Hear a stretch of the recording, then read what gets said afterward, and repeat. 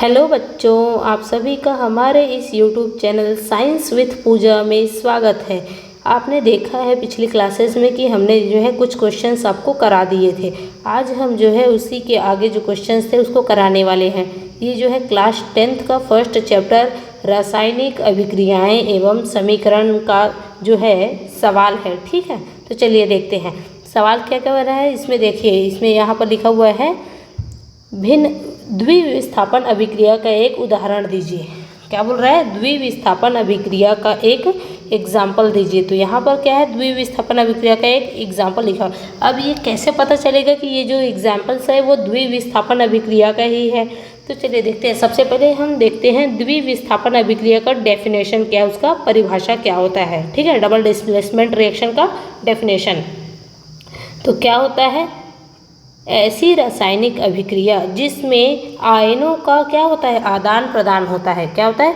ऐसी रासायनिक अभिक्रिया जिसमें आयनों का आदान प्रदान होता है उसे ही डबल डिस्प्लेसमेंट रिएक्शन कहते हैं। क्या कहते हैं? उसे ही डबल डिस्प्लेसमेंट या द्विविस्थापन अभिक्रिया कहते हैं।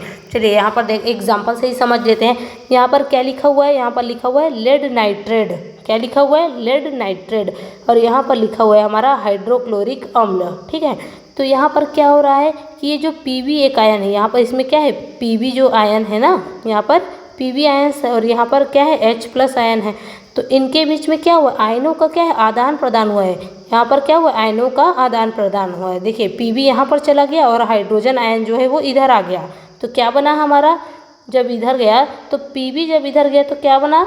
लेड क्लोराइड एसिड बना। क्या बना? लेड क्लोराइड का एक अम्ल बना। PbCl2 बन गया।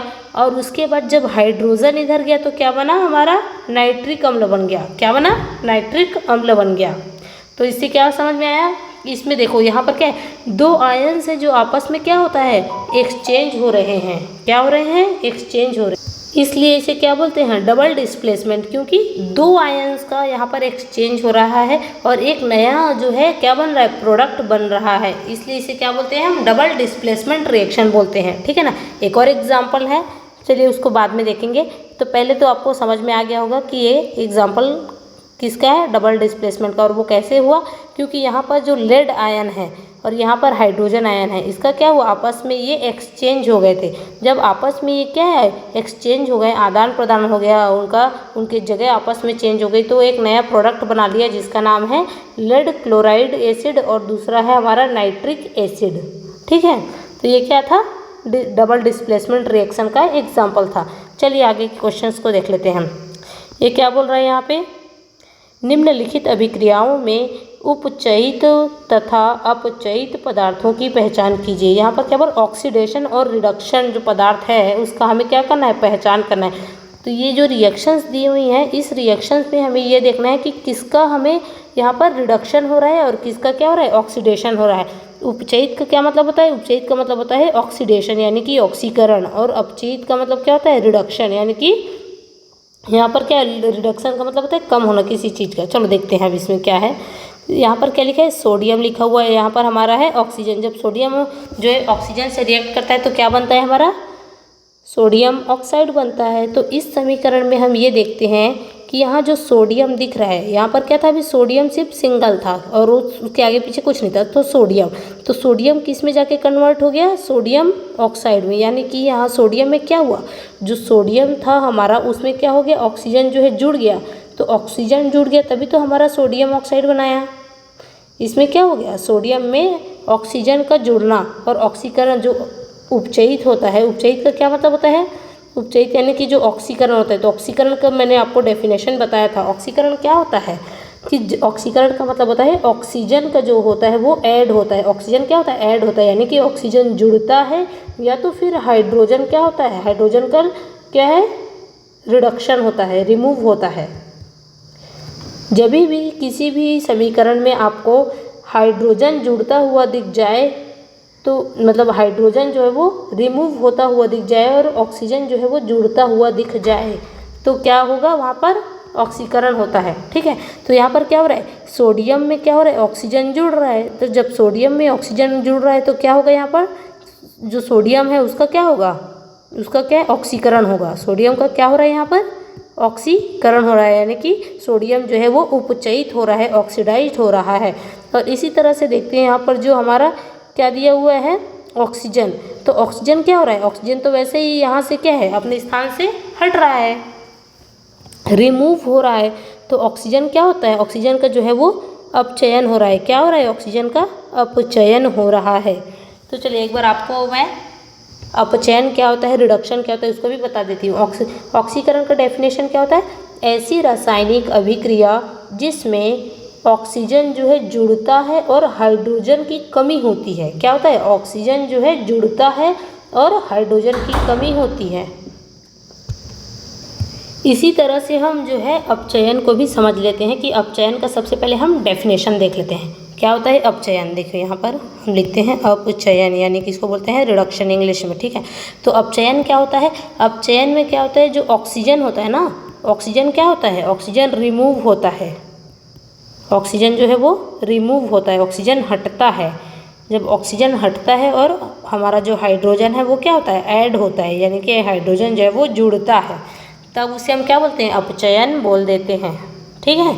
तो अपचयन का डेफिनेशन क्या हो गया, ऐसी रासायनिक अभिक्रिया जिसमें ऑक्सीजन का ह्रास होता है, यानी कि ऑक्सीजन की क्या होती है, कमी होती है, ऑक्सीजन की क्या होती है, कमी होती है, और हाइड्रोजन जो है वो जुड़ता है, हाइड्रोजन क्या होता है, जुड़ता है, तो उसे हम क्या बोलते हैं, अपचयन अभिक्रिया बोल देते हैं, ठीक है। यहाँ पर एग्जाम्पल में आपने देख ली, चलिए यहाँ पर हम दूसरा एग्जाम्पल भी देख लेते हैं।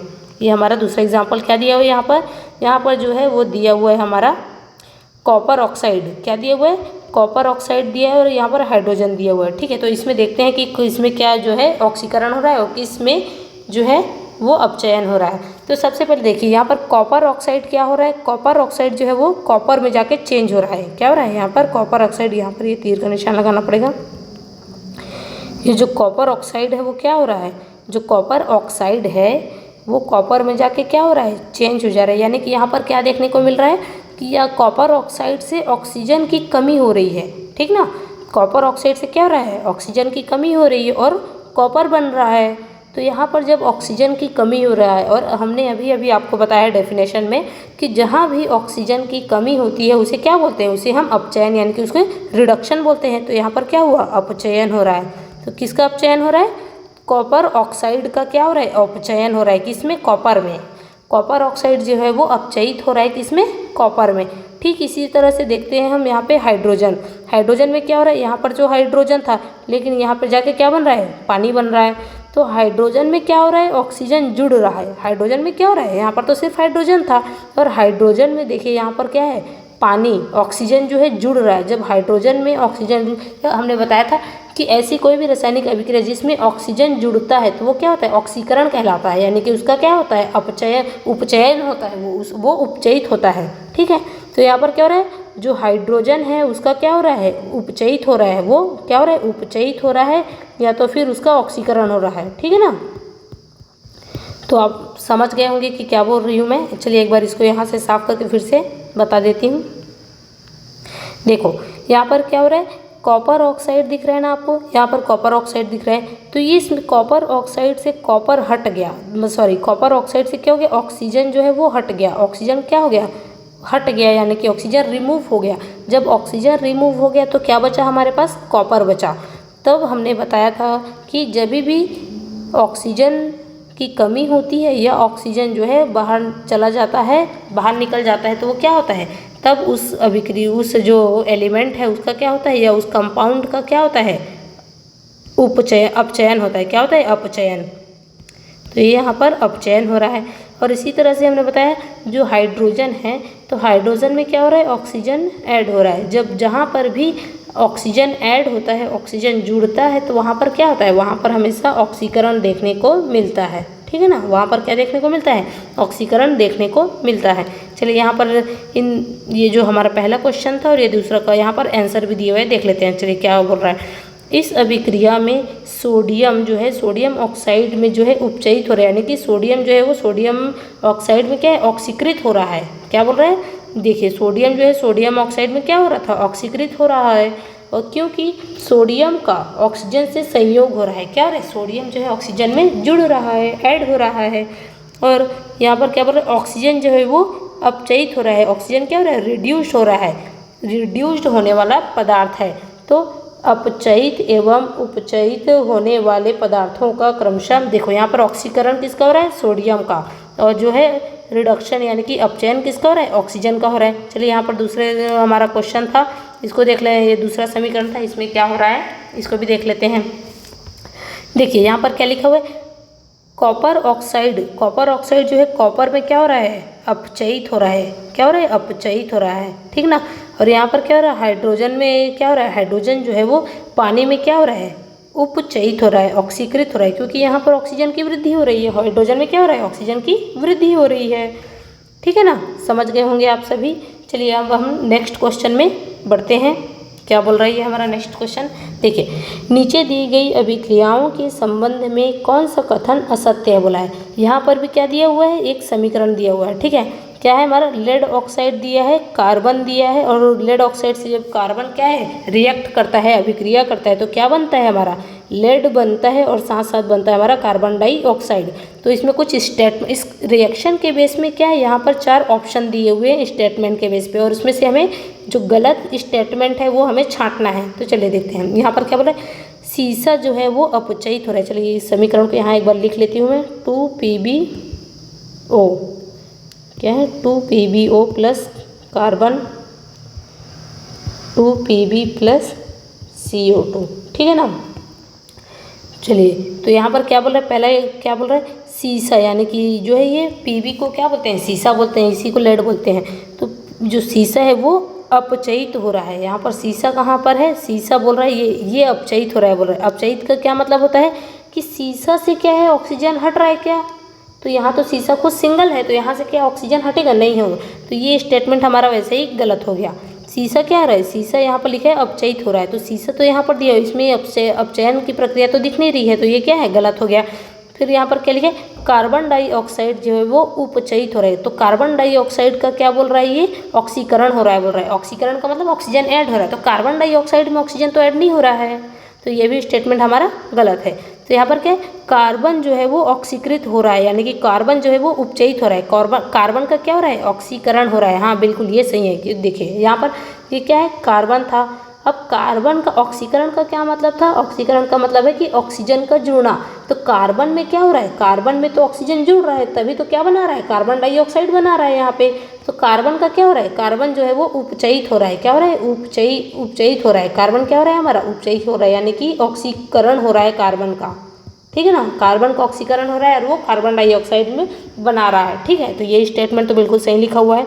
अब ये देखते हैं हमारा लेड ऑक्साइड जो है वो अपचयित हो रहा है, बोला है, क्या बोल रहा है, लेड ऑक्साइड अपचयित हो रहा है। तो यहाँ पर देखते हैं, ये हमारा लेड ऑक्साइड ये है, तो लेड ऑक्साइड क्या है, अपचयित, और अपचयित का मतलब क्या होता है कि ऑक्सीजन जो है वो रिमूव हो रहा है, ऑक्सीजन की कमी हो रही है, तो बिल्कुल हो रहा है यहाँ पर।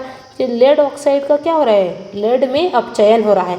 देखिए यहाँ से क्या हो गया, ऑक्सीजन हट गया ना, लेड ऑक्साइड से ऑक्सीजन की कमी हुई, तभी तो वो क्या बना, लेड बन गया।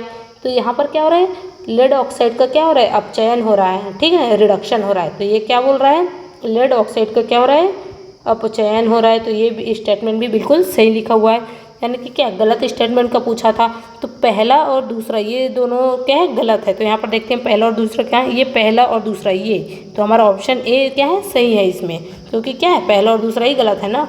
चलो ठीक है, समझ में आ गया होगा आप सभी को। ये भी क्या था, रेडॉक्स रिएक्शन का एग्जाम्पल था, यानी कि उपचयन और अपचयन अभिक्रिया का आपको समीकरण दे दिया था, और उसमें कौन से जो है कंपाउंड का रिडक्शन हो रहा है और कौन से कंपाउंड का ऑक्सीडेशन हो रहा है, आपसे ये पूछा था, ठीक है। चलिए हम नेक्स्ट क्वेश्चन पे चलते हैं। नेक्स्ट क्वेश्चन क्या बोल रहा है हमारा, यहाँ पर क्या लिखा हुआ है, Fe2O3 क्या है, फेरिक ऑक्साइड और हमारा एल्यूमिनियम है, तो क्या बना रहा है, एल्यूमिनियम ऑक्साइड और आयरन बना रहा है, ठीक है। ये हमें ये बता रहा है कि ऊपर दी गई अभिक्रिया किस प्रकार की है, मतलब ये समीकरण जो है हमें दिया हुआ है, क्या दिया हुआ है, ये एक हमें समीकरण इक्वेशन दी हुई है हमें। अब हमें इसमें से यहाँ पर 4 ऑप्शंस दिए हुए हैं कि हमें ये बताना है कि इसमें से कौन सा ये रिएक्शन शो कर रहा है, ये जो समीकरण है ये कौन सी अभिक्रिया को शो कर रही है, संयोजन अभिक्रिया। तो संयोजन अभिक्रिया को तो मैंने आपको बताया था, संयोजन अभिक्रिया क्या होता है, जब कोई दो अभिकारक आपस में जुड़कर क्या है एक कंपाउंड बनाते हैं। तो यहाँ दो जुड़ा और एक बन गया, तो ये संयोजन अभिक्रिया की बात हो जाती है। और द्विविस्थापन अभिक्रिया में मैंने अभी अभी आपको बताया था, द्विविस्थापन अभिक्रिया में क्या होता है, दो आयनों का आपस में एक्सचेंज होता है। क्या होता है, दो आयन्स होते हैं उनका आपस में एक्सचेंज हो जाता है, तो उसे हम द्विविस्थापन अभिक्रिया बोलते हैं।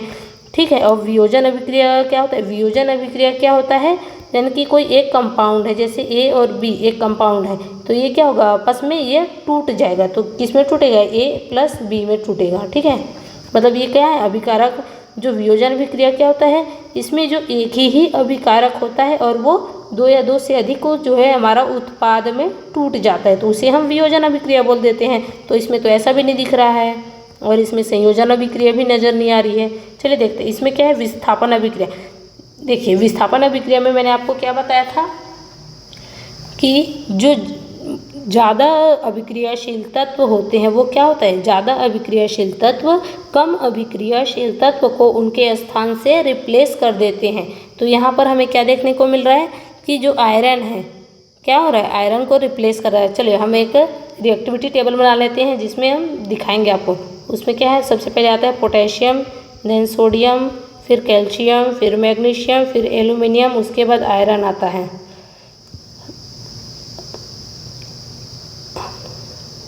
ठीक है ना, एल्यूमिनियम के आगे क्या आएगा, जिंक आएगा, उसके आगे आएगा हमारा आयरन। ठीक है, तो ये एक रिएक्टिविटी टेबल है। तो रिएक्टिविटी टेबल में क्या हो रहा है, यहाँ पर हमारा उसमें क्या दिया था, रिएक्शन में एक एल्यूमिनियम दिया था और हमारा आयरन दिया था। तो देखो इस रिएक्टिविटी टेबल में क्या है, जो एल्यूमिनियम है वो ऊपर स्थान पे है, दिख रहा है ना आपको, एल्यूमिनियम क्या है ऊपर स्थान पे है और आयरन जो है वो क्या है नीचे है।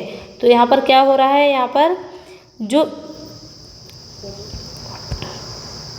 कहाँ गया, हाँ यहाँ पर देखिए, तो यहाँ पर क्या हो रहा है, जो ये हमारा आयरन है वो क्या है, एल्यूमिनियम से क्या है कम अभिक्रियाशील है और एल्यूमिनियम क्या है ज़्यादा अभिक्रियाशील है। तो एल्यूमिनियम जब ज़्यादा अभिक्रियाशील है तो क्या करेगा, एल्यूमिनियम को जो है ज़्यादा अभिक्रियाशील है तो वो आयरन को उसके स्थान से हटा देगा। क्या करेगा, आयरन को उसके स्थान से हटा देगा, विस्थापित कर देगा और उसके स्थान पे खुद एल्यूमिनियम आ जाएगा। तो क्या बनेगा, जब एल्यूमिनियम यहाँ पर आएगा तो क्या बनेगा, एल्यूमिनियम ऑक्साइड बन रहा है। देखो एल्यूमिनियम ऑक्साइड बना और आयरन क्या है अलग हो गया।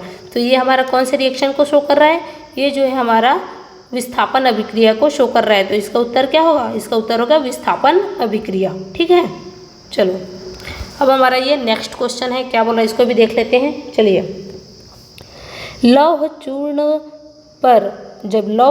पर तनु सल्फ्यूरिक अम्ल यानी कि HCl अम्ल डालने से क्या होता है, सही उत्तर का निशान लगाया बोला है। यहाँ पर क्या बोल रहा है, ये एक लोहे का चूर्ण है, इस लोहे के चूर्ण पर हम क्या करेंगे, तनु HCl को डालेंगे तो क्या होगा। ठीक है, कौन सी रिएक्शन बनेगी, तो चलिए देखते हैं। तो यहाँ पर क्या बोल रहा है, हाइड्रोजन गैस और आयरन क्लोराइड बनेगा। तो हाइड्रोजन गैस और आयरन क्लोराइड बनेगा बोल रहा है। चलिए ठीक है, देख लेते हैं। फिर दूसरा क्या बोला है, क्लोरीन गैस तथा आयरन ऑक्साइड बनेगा। सबसे पहले यहाँ इस अभिक्रिया में तो ऑक्सीजन दिख नहीं रहा है, तो ऑक्साइड ऐसे ही गलत हो गया। ये कोई अभिक्रिया नहीं होगी, तो कोई अभिक्रिया नहीं होगी बोल रहा है, ये तो गलत है क्योंकि अभिक्रिया तो होगी। आयरन लवण तथा जल बनता है, जब ऑक्सीजन ही नहीं है इस अभिक्रिया में, इस रिएक्शन में ऑक्सीजन ही नहीं है तो जल कहाँ से बनेगा, तो वैसे ही ये भी गलत हो गया। तो हमारा जो पहला है वो ही सही है, क्योंकि यहाँ पर क्या बनेगा बोला है, हाइड्रोजन गैस निकलेगी बोला है। ठीक ना, तो हम आपको पता है कि जब भी कोई धातु किसी भी अम्ल के साथ अभिक्रिया करता है तो क्या बनाता है, या तो वो लवण बनाता है और लवण बनाने के साथ साथ हाइड्रोजन गैस को क्या है बाहर निकालता है। तो यहाँ पर क्या बनेगा, ये बनेगा आयरन क्लोराइड बनेगा और हमारा हाइड्रोजन गैस बाहर निकलेगा। क्या बनेगा, आयरन क्लोराइड बनेगा और हाइड्रोजन गैस क्या होगा, बाहर निकलेगा। तो ये हमारा जो पहला स्टेटमेंट है वो बिल्कुल सही है। ठीक है, चलिए हम नेक्स्ट क्वेश्चन पर देखते हैं। अब यहाँ पर क्या बोल रहा है, निम्नलिखित रासायनिक समीकरणों को संतुलित कीजिए बोल रहा है। ठीक है, क्या बोल रहा है, ये जो क्वेश्चंस दिए हैं उसको हमें संतुलित करना है। तो संतुलित करने के लिए क्या करना पड़ता है, सबसे पहले हमें ये देखना होता है कि ये जो जितने भी जो एलिमेंट्स दिए हुए हैं वो लेफ्ट साइड में और राइट साइड में दोनों एलिमेंट आपस में क्या है बराबर होने चाहिए, तभी क्या होगा वो संतुलित होगा। ठीक है, तो चलिए सबसे पहले हम क्या करते हैं, मेटल जो हमारा कैल्शियम है उससे देख लेते हैं। सबसे पहले हम किससे स्टार्ट करते हैं? कैल्शियम से स्टार्ट करते हैं, देखते हैं। तो लेफ्ट हैंड साइड में जो हमारा अभिकारक है उसमें देखते हैं, सबसे पहले हम कैल्शियम को उठाते हैं।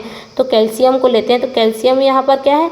लेफ्ट हैंड साइड में तो हमारे पास कैल्शियम अभी एक ही है। राइट हैंड साइड में भी कैल्शियम कितना है? एक है, यानी कि दोनों साइड क्या है? कैल्शियम जो है दोनों साइड में यहाँ पर क्या है?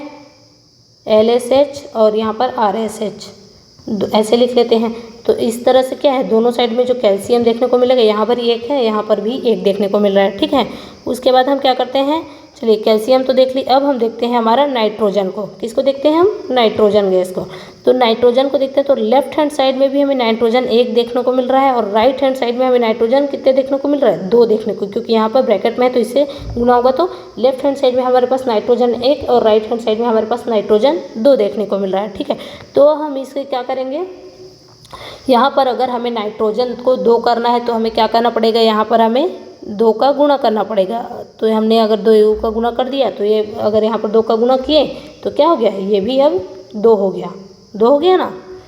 अब क्या हो गया? हम देखते हैं हमारा हाइड्रोजन को देख लेते हैं। हाइड्रोजन कितना दिख रहा है यहाँ पर? हाइड्रोजन जो है लेफ्ट हैंड साइड में इधर तो 2 है और यहाँ पर भी कितना है? 2, यानी कि जो अभिकारक है उस साइड में हाइड्रोजन कितने हैं? जो अभिकारक के साइड में हाइड्रोजन कितना है? 4 है। देखो यहाँ पर 2 दिख रहा है और यहाँ पर भी हमें 2 देखने को मिल रहा है। तो क्या है? लेफ्ट हैंड साइड में हमारे पास जो हाइड्रोजन है वो कितने हैं? 4 है। अब हम राइट हैंड साइड में देखते हैं तो यहाँ पर सिर्फ हमें हाइड्रोजन जो है 2 देखने को मिल रहा है। तो इसको भी हमें 4 करना है तो क्या करना पड़ेगा? यहाँ पर हम 2 का गुणा कर देंगे। तो अब क्या हो गया? हाइड्रोजन हमारा क्या हो गया? दोनों साइड में 4 हो गया। हो गया ना दोनों साइड 4। अब हमारे पास कौन सा एलिमेंट बचा? अब हमारे पास बचा है ऑक्सीजन। क्या बचा? ऑक्सीजन। तो देखते हैं 2 3 6, ऑक्सीजन कितना है इधर? 6 है और यहाँ पर भी ऑक्सीजन देखने को मिला 6, मतलब यहाँ पर क्या है? इधर तो ऑक्सीजन 6 है और यहाँ पर भी 2 है। तो लेफ्ट हैंड साइड में हमारे पास टोटल ऑक्सीजन कितना है? 8 है। और इधर राइट हैंड साइड में देख लेते हैं, यहाँ पर क्या है? 3 दूनी 6, यहाँ पर क्या है? 3 दूनी 6 देखने को मिल रहा है। 2 यहाँ पर भी क्या है? 8 हो गया, यानी कि क्या है? ये जो समीकरण है वो बैलेंस हो गया। तो इस जो समीकरण है जो है नाइट्रिक एसिड और कैल्शियम हाइड्रोक्साइड वाले रिएक्शन में, इसमें क्या करना है हमें? जो नाइट्रिक एसिड है वहाँ पर हमें 2 लगाना पड़ेगा, 2 का गुणा करना है और यहाँ पर हमें जो पानी है, जो वाटर है, उसमें 2 का मल्टीप्लाई करना है। उसके बाद क्या है? ये जो इक्वेशन है वो क्या हो गया? हमारा बैलेंस हो गया। ये क्या है? संतुलित हो गया। एक बार चेक कर लेते हैं। चलिए देखते हैं। हाइड्रोजन क्या है? 2, यहाँ पर जो है ये 2, यानी कि क्या है? लेफ्ट हैंड साइड में हमारे पास हाइड्रोजन 4 है। यहाँ पर देखते हैं 2 दूना 4, तो हाँ 4 है। उसके बाद हम नाइट्रोजन को देख लेते हैं। नाइट्रोजन क्या है? 2 है। इधर इस साइड में क्या है? नाइट्रोजन 2 है। हाँ ठीक है, बैलेंस है। अब देखते हैं हम ऑक्सीजन को देख लेते हैं। किसको देखते हैं? ऑक्सीजन को। 2 3 6 और इधर ये 2 है 8, यहाँ से भी 2 हो गया तो 6 2 8, यानी कि लेफ्ट हैंड साइड में हमारे पास ऑक्सीजन कितना है? 8 है। राइट हैंड साइड में देख लेते हैं, ये है 3 दूना 6 और 2 दूना 4, मतलब यहाँ पर 2 है। तो क्या 3 दूना 6 और ये हो गया 2, तो 6 और 2 क्या हो गया? 8। तो राइट हैंड साइड में भी हमारे पास ऑक्सीजन 8 है, तो दोनों साइड क्या है? 8 है, बैलेंस है। अब हमारा बचा एकलौता है ये कैल्शियम। तो कैल्शियम तो लेफ्ट हैंड साइड में 1 ही है और राइट हैंड साइड में भी कैल्शियम 1 है, यानी कि क्या है? ये जो समीकरण है वो क्या है? संतुलित हो गया। संतुलित समीकरण किसे कहते हैं? जब अभिकारक में उपस्थित परमाणुओं की जो संख्या है और उत्पाद में उपस्थित परमाणुओं की संख्या बराबर हो तो उसे क्या बोलते हैं? संतुलित समीकरण बोलते हैं। देखिए यहाँ पर क्या है? दोनों साइड में क्या है? परमाणुओं की संख्या आपको बराबर बराबर देखने को मिल रही है। तो ये समीकरण क्या हो गया? हमारा बैलेंस हो गया। तो यहाँ पर इस समीकरण में क्या करना है? यहाँ पर हमें 2 का गुणा करना है और यहाँ पर भी हमें 2 का गुणा करना है, तो ये बैलेंस हो गया। चलिए अब हम नेक्स्ट समीकरण को देख लेते हैं। यहाँ पर क्या है? सोडियम हाइड्रोक्साइड है और सल्फ्यूरिक एसिड। तो सोडियम हाइड्रोक्साइड जब सल्फ्यूरिक एसिड दिया हुआ है और सोडियम सल्फेट और हमारा वाटर दिया हुआ है, तो चलिए इसको बैलेंस करते हैं। तो सबसे पहले हम सोडियम धातु के लेते हैं। किसको लेते हैं? आप कोई सा भी एलिमेंट उठा सकते हैं, ठीक है। तो हम सबसे पहले क्या लेते हैं? सोडियम धातु को ले रहे हैं, ठीक है। चलिए सबसे पहले हम सोडियम को ही ले लेते हैं, left hand side and right hand side.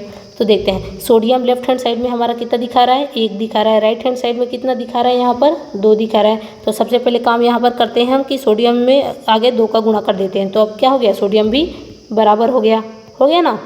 क्या है? अब देखिए यहाँ पर भी सोडियम 2 हो गया और राइट हैंड साइड में भी सोडियम 2 हो गया। उसके बाद हम देखते हैं हमारा हाइड्रोजन को देख लेते हैं। तो हाइड्रोजन हमारा कितना है यहाँ पर, ये एक हो गया 2 हाइड्रोजन और यहाँ पर 2। तो लेफ्ट हैंड साइड में भी हमारा जो हाइड्रोजन है वो कितना है, 4 है। देखिए यहाँ पर 2 हो गया और एक यहाँ पर 2 हो गया। तो हमारा क्या हो गया, लेफ्ट हैंड साइड में जो हाइड्रोजन है वो कितना हो गया, 4 हो गया। अब राइट हैंड साइड में देखते हैं हमारे पास हाइड्रोजन, तो हमें यहाँ पर 2 देखने को मिल रहा है। तो हमें 4 करना है तो यहाँ पे 2 का गुणा करना पड़ेगा। तो यहाँ पर भी राइट हैंड साइड में क्या हो गया, अब जो हाइड्रोजन है वो 4 हो गया है। अब देख लेते हैं हाइड्रोजन देख लिया, अब हम सल्फ़र को देख लेते हैं। तो सल्फ़र तो यहाँ पर क्या है, 1 देखने को मिल रहा है। यहाँ पर भी सल्फ़र क्या है, 1 है। यानी कि सल्फ़र दोनों साइड क्या है, 1 है।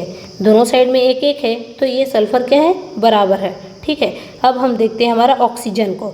तो ऑक्सीजन यहाँ पर क्या है, ये 2 हो गया और ये 4, तो 6। लेफ्ट हैंड साइड में हमारे पास क्या है, लेफ्ट हैंड साइड में जो ऑक्सीजन है वो हमारे पास कितना है, लेफ्ट हैंड साइड में जो ऑक्सीजन है वो हमारे पास 6 है। कितना है, 6 है। और राइट हैंड साइड में देख लेते हैं, यहाँ पर 4 हो गया और 2 6। हाँ, तो राइट हैंड साइड में भी हमारे पास ऑक्सीजन कितना है, 6 है। तो ये समीकरण भी क्या हो गया, संतुलित हो गया। ठीक है। तो इस समीकरण में भी हमें क्या करना है, इस समीकरण में भी हमें यहाँ पर जो सोडियम हाइड्रोक्साइड के आगे 2 का गुणा करना है और यहाँ पर भी पानी के आगे क्या है, 2 का गुणा करना है। इससे क्या हो गया, ये जो समीकरण था वो संतुलित हो चुका है। ठीक है। अब हम नेक्स्ट क्वेश्चन को देख लेते हैं। हमारा नेक्स्ट क्वेश्चन क्या है, ये है सोडियम क्लोराइड और सिल्वर नाइट्रेट। जो सोडियम क्लोराइड और सिल्वर नाइट्रेट से क्या बनता है हमारा, सिल्वर क्लोराइड और सोडियम नाइट्रेट बनेगा। ठीक है। तो इसको हम देख लेते हैं कि ये बैलेंस है कि नहीं। तो सबसे पहले हम बैलेंस करने के लिए क्या करेंगे, यहाँ पर हम देखते हैं मेटल को शुरू करते हैं, सोडियम धातु को देख लेते हैं। ठीक है। तो सोडियम से शुरू करते हैं। लेफ्ट हैंड साइड में हम देखते हैं, तो हमारा लेफ्ट हैंड साइड में देखेंगे हम, यहाँ पर जो सोडियम है उसको देखते हैं, ये लेफ्ट में है और ये राइट में। ठीक है। तो सोडियम लेफ्ट में कितना है, 1 देखने को मिल रहा है, तो यहाँ पर 1 है। राइट साइड में सोडियम कितना है, यहाँ पर भी 1 है, तो ठीक है। उसके बाद क्या है, जो क्लोरीन है, क्लोरीन यहाँ लेफ्ट हैंड साइड में भी 1 है और राइट हैंड साइड में भी क्या है, क्लोरीन 1 है। तो यहाँ पर भी क्लोरीन क्या है, 1 देखने को मिल रहा है। अब हम देखते हैं सिल्वर को, क्या है, ये हमारा सिल्वर है। तो इसको देख लेते हैं, ये हमारा सिल्वर है। ये लेफ्ट हैंड साइड में 1 है और राइट हैंड साइड में भी ये 1 है। ठीक है। अब हम देखते हैं नाइट्रोजन को। किसको देखते हैं, नाइट्रोजन को।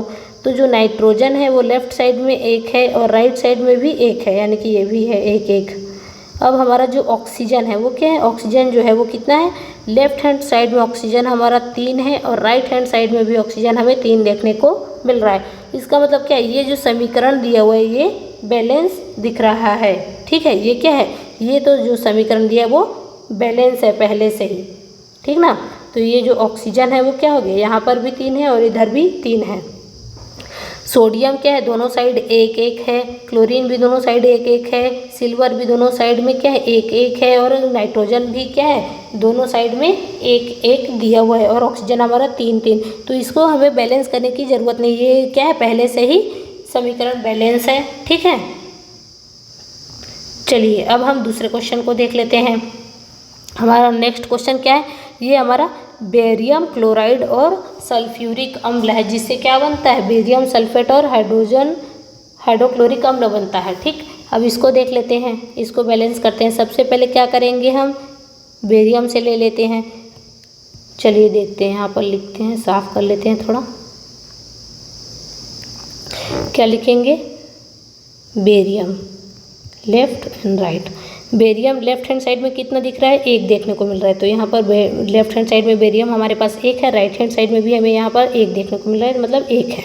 उसके बाद क्लोरीन, तो क्लोरीन क्या है, हमें लेफ्ट साइड में तो क्लोरीन 2 देखने को मिल रहा है, तो हम यहाँ पर 2 लिख देंगे। राइट साइड में क्लोरीन हमें सिर्फ 1 देखने को मिल रहा है ना, 1 ही है। तो इसको क्या करेंगे, बैलेंस करने के लिए यहाँ पर 2 कर देंगे। अब हमारे पास देखिए राइट साइड में भी क्लोरीन क्या हो गया, 2 हो गया। यहाँ से 2 का क्लोरीन में गुणा करेंगे तो क्या हो गया, क्लोरीन हमारे पास 2 हो गया। ठीक है। अब हम देखते हैं सल्फ़र को। किसको देख लेते हैं, सल्फ़र को देख लेते हैं।